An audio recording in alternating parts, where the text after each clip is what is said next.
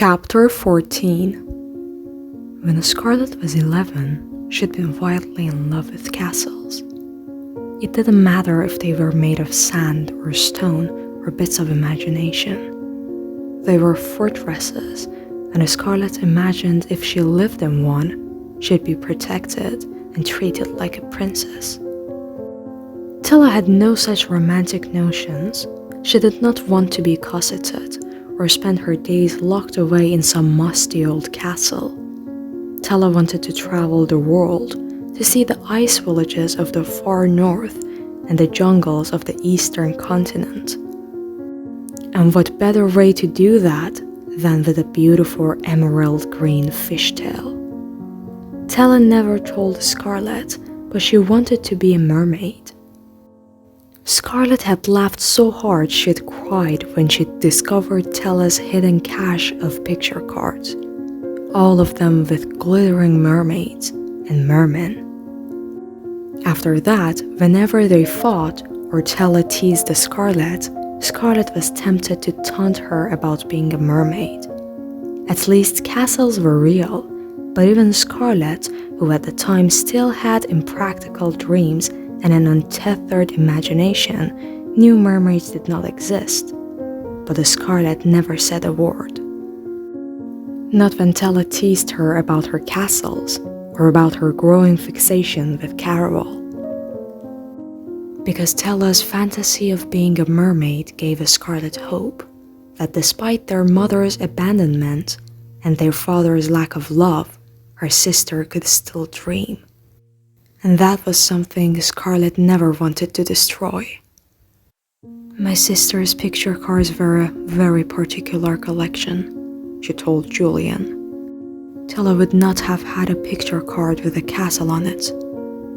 I believe that's actually a palace, said Julian. It is still not a picture she would have had. This must be the next clue. You're positive? Julian asked.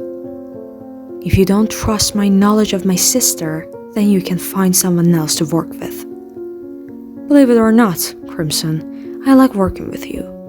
And I think I remember seeing that palace after we caught the boat last night. If you're right, and the card is the second clue, the palace is where we should look for the third one. When I played before, Julian quieted at the sound of footsteps. Heavy, confident. They stopped just outside the door to Tella's room. Scarlett peeked into the hall. Well, hello there, Dante greeted her with a smile a little too crooked to be perfect. Again, he was dressed in all black, matching the darkness of his tattoos, but he seemed to brighten at the sight of Scarlett. I was just going by to check on you. Did you sleep well in my room? Coming from Dante, the words sleep and my room sounded more than a little scandalous. Who's at the door, my love? Julian moved behind Scarlett. He didn't actually touch her, but the way he slid close was just as proprietary. She could feel the coolness of his body caressing hers as he placed one hand on the frame and the other on the door right behind her. Dante's charming expression vanished. His eyes darted from Scarlett to Julian. He didn't say a word, but Scarlett could clearly read his hardening face. She felt something shift in Julian as well. Julian's chest brushed her back, and when it did, every muscle was hard and rigid, at odds with his careless tone. Isn't someone going to introduce me? Julian, this is Dante, said Scarlett. Dante struck out a hand, the one with the rose inked on the back. He was kind enough to give up his room for me, Scarlett explained, since there was a mix-up involving mine. Well, then it's very good to meet you. Julian shook Dante's hand. I'm so glad you could help my fiancé. When I heard about what happened, I felt sick.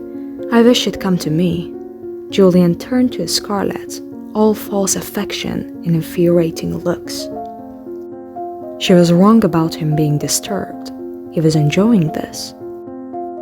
Playing the part of concerned fiancé just to scare away Dante, when really he couldn't have cared less. Scarlett looked back up at Dante, hoping to find a good way to explain she hadn't really lied. But he no longer looked at her, and his handsome face had shifted from upset to a disturbing shade of indifferent, as if she had ceased to exist. "Come on, love," Julian whispered. "We should move aside so you can get a look." "That's all right," Dante said. "I think I've seen what I needed." He took off down the hall without another word. Scarlett reeled on Julian the moment Dante was out of sight. "I'm not your piece of property, and I don't appreciate your acting like it." "But you enjoyed the way he was looking at you?" Julian gazed down at Scarlett, blinking thick, dark lashes as he gave her an intentionally lopsided smile. "You think he practices the look in the mirror?" "Stop it. He didn't look at me like that. He's just a nice person. Unlike some people, he was willing to make a sacrifice to help me." "He looked as if he was willing to collect on that sacrifice too." "Ugh, not everyone is like you." Scarlett marched out the doorway and down the hall, gripping the second clue, Tella's picture card. "All I'm saying is, that one's bad news," Julian said. "You should stay away from him." Scarlett stopped at the top of the stairs, squaring her shoulders as she turned to Julian, clearly recalling the hungry look on his face when she'd caught him in the barrel room with Tella. "As if you're any better." "I'm not saying I'm a good man," Julian said. "But I don't want any of the things from you that bloke does. If I did, I'd tell you to stay away from me too. He won CARAVAL last time I played. Remember what I said about this game costing people? Even winning comes with a price, and his triumph cost him a lot. My bet is he'll do anything to win the wish and try to get back everything he lost. If you think my moral compass is damaged, his doesn't even exist." "Oh, if it isn't the happy couple." The pretty dark-skinned girl clapped excitedly as Scarlett and Julian climbed into her boat. The last thing Scarlett felt like doing was pretending to be Julian's blissful bride-to-be, but she managed to add some sugar to her voice. "Weren't you on a unicycle last night?" "Oh, I do lots of things," the girl said proudly. Scarlett remembered Julian's warning about her, but as the girl started to row, it was difficult to think she was made of anything other than genuine cheer. Much friendlier than the sailor girl from the night before. Perhaps Julian just didn't like anyone who seemed pleasant. Although he was now amiable enough to this girl, after flashing her the picture card with their destination, he inquired after her name. "Jovan, but people call me Joe," said the girl. As she rowed, Julian asked more questions and laughed at her jokes. Scarlett was impressed with how polite he could be when he wanted, though she imagined most of it was just to get information. Jovan pointed out all sorts of sights. The canals were circular, like a long apple peel spread out around curving lantern-lit streets, full of pubs piping russet smoke, bakeries shaped like cupcakes, and shops wrapped in colors like birthday presents. Cerulean blue, apricot orange, saffron yellow, primrose pink. While the canals remained midnight dark, glass lanterns lined the edges of each building, emphasizing the brilliant colors as people bustled in and out. Scarlett thought it looked like a sort of jolly dance to the various kinds of music that played. Harps, bagpipes, violins, flutes, and cellos. Each canal had a different instrumental heartbeat. There's a lot to see here, said Yowen. If you're willing to pay and you look hard enough, you'll find things on the aisle you won't come across anywhere else. Some people just come here to hunt through shops and don't even bother playing the game. Yowen continued chattering, but her words were lost as Scarlett spied what seemed to be a commotion on the corner of one street. It looked like as if a woman was being dragged out from a shop forcibly. Scarlett heard a cry, then all she could see was a cluster of people pulling at the woman, made of thrashing arms and kicking legs. "What's going on over there?"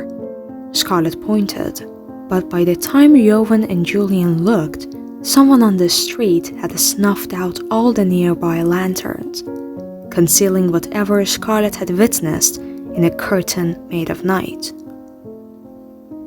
"What did you see?" Julian asked. "There was a woman in a dove-gray dress, and she was being dragged out of a shop." "Oh, that was probably just a street show," Yowen said merrily. "Sometimes performers do that to spice things up for the folks who are just observing.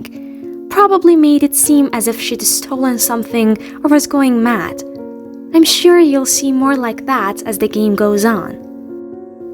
Scarlett almost whispered to Julian that it looked very real. But hadn't she been warned about that when she'd first entered the game? Yowen clapped again as she stopped rowing. "Now here we are. The Palace on the Card, otherwise known as Castillo Mardito." For a moment, Scarlett forgot about the woman. Lines of gleaming sand stretched up into a palace shaped like a colossal birdcage, covered in curved bridges, horseshoe-shaped arches, and rounded domes, all dusted with gold-like flecks of fallen sunshine. The picture card had not done this place justice. Rather than being lit by candles, the structure itself glowed. It filled everything with light, making it brighter there than anywhere else, as if they'd found a spot of land that managed to bottle streams of daylight. "What do we owe you for the ride?" Julian asked.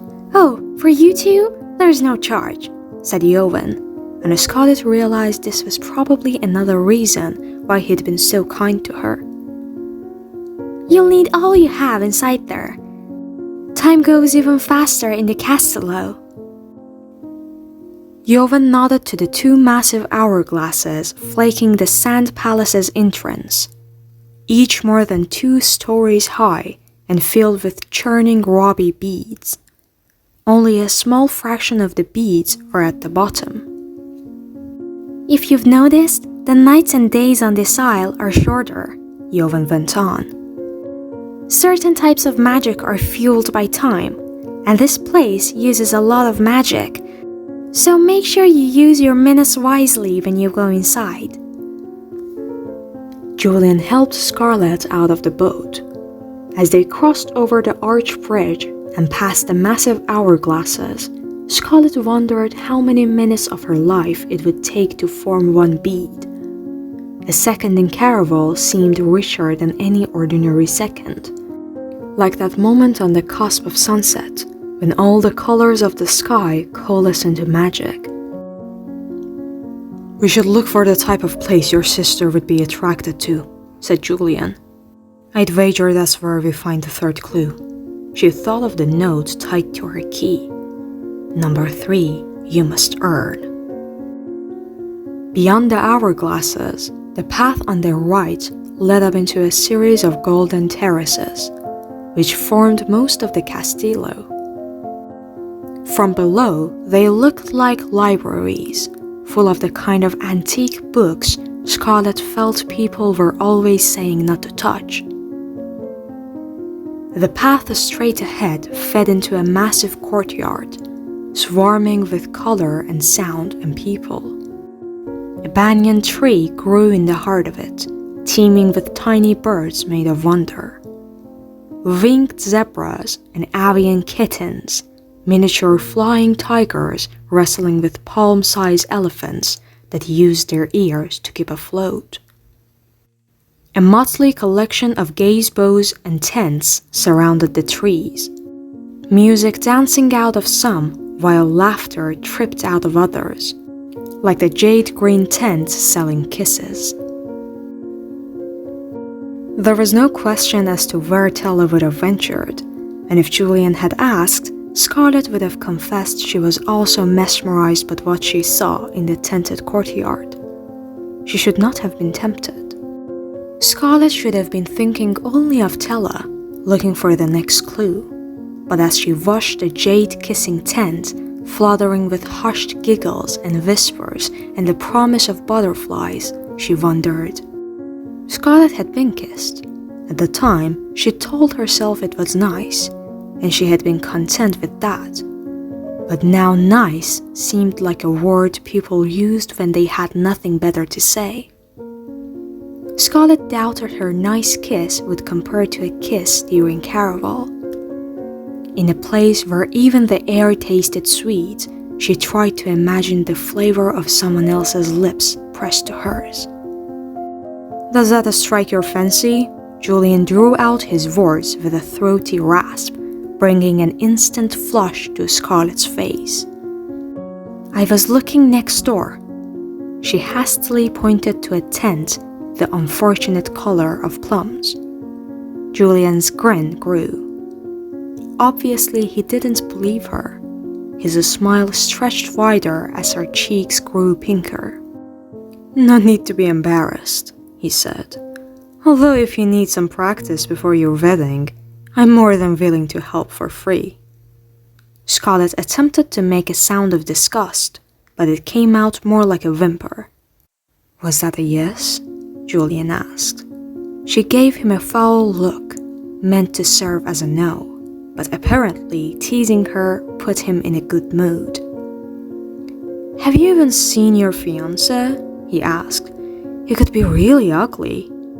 "His appearance doesn't matter.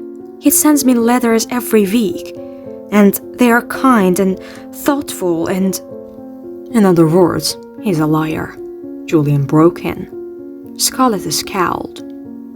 "You don't even know what his letters say." "I know his account." Julian began ticking things off with his fingers. "That means he's a noble, and no one holds a position like that and manages to stay honest. If he's looking for an island bride, it's probably because his family is inbred, which also means he's unattractive." Julian's tone turned serious as one of his fingers came to rest beneath the bottom of Scarlett's chin, tilting her face toward his. "Are you sure you don't want to rethink my offer and consider the kiss?" Scarlett pulled away with a grunt of revulsion, but it was a little too loud, a little too wrong. And to her horror, rather than feeling distaste, a tingle of periwinkle curiosity prickled her senses. Scarlett and Julian were closer to the kissing tents now. Perfume wafted from it. It smelled like the middle of the night, making Scarlett think of soft lips and strong hands. Dark stubble brushing her cheek that reminded her entirely too much of Julian. Ignoring the way her pulse kicked up speed, she tried to think of something clever to say in retort to Julian's next jibe. But, for once, Julian remained quiet. In a way, his sudden silence was more uncomfortable than if he'd teased her again. She couldn't imagine her response to his offer had offended the sailor, although she noticed he didn't walk as close as before. Even when he made no effort to touch her, he was usually near enough that he easily could. But they continued through the courtyard a little too far apart and much too quietly, appearing nothing like an engaged couple. "You wish to know your future?" asked a young man. "Oh, Scarlett sputtered as she turned and saw a wall of flesh. She had never looked at a naked man, and while this man was not quite that, he was so close to it, she knew it would be improper to even consider entering his russet tent. Yet she didn't back away. All he wore was a brown cloth that went from his hips to his thick upper thighs, revealing smooth plains of skin all covered in brightly inked tattoos. A fire-breathing dragon chased a mermaid across the forest on his abdomen, while cherubs shot arrows from above his ribs. Some spread koi fish, while others pierced clouds that bled yellow dandelions and peach flower petals. Some of the petals dripped toward his legs, which were covered in detailed circus scenes. His face was equally decorated. One purple eye looked out from each cheek, while black stars lined his actual eyes. But it was his lips that drew Scarlett's attention. Surrounded by tattoos of barbed blue wire. One side was locked with a golden padlock, while the other was sealed with a heart. "How much do you charge for a reading?" Julian asked. If he was surprised by the man's unique appearance, it didn't show. "I will uncover your future in proportion to what you give me," said the inked man. "That's all right," Scarlett said. "I think I'm quite fine discovering my future as it comes." Julian eyed her. "That's not how it looked yesterday when we passed by those ridiculous spectacles." "What spectacles?" "You know, the different colored ones that could see the future." Scarlett remembered now. She had been intrigued, but she was surprised he'd noticed. "If you want to go in, I can keep looking for clues." Julian pressed a hand to the small of Scarlett's back and gave her a gentle shove. She was about to argue.